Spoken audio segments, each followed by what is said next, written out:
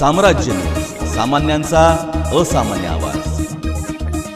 बाजार समितीच्या निवडणुकीसाठी भारतीय जनता पक्षाचे आमदार सुभाष देशमुख यांनी स्वतंत्र पॅनल उभारण्याचा निर्णय घेतला आहे। मात्र भाजप आमदार विजयकुमार देशमुख हे निवडणूक लढवणार नसल्याचे सांगितले आहे।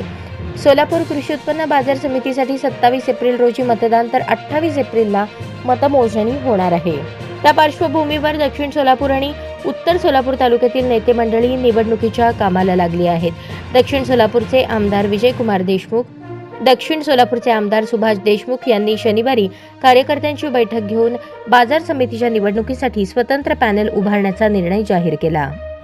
सुभाष देशमुख सहकार मंत्री असताना त्यांच्या कार्यकाळात राज्य सरकारने शेतकऱ्यांना बाजार समितीत मतदानाचा अधिकार दिला होता। त्यानंतर ती सवलत रद्द करण्यात आली होती।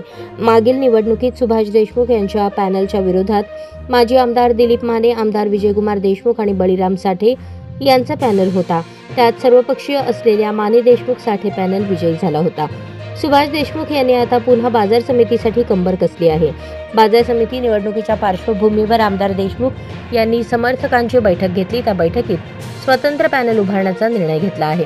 दुसरीकडे विजयकुमार देशमुखांनी निवडणूक लढवणार नसल्याचे म्हटले आहे, पण त्यांचा पाठिंबा कोणाला असणार याकडे सर्वांचे लक्ष आहे। सोलापूर कृषी उत्पन्न बाजार समितीसाठी एकूण 18 संचालक निवडले जाणार आहेत।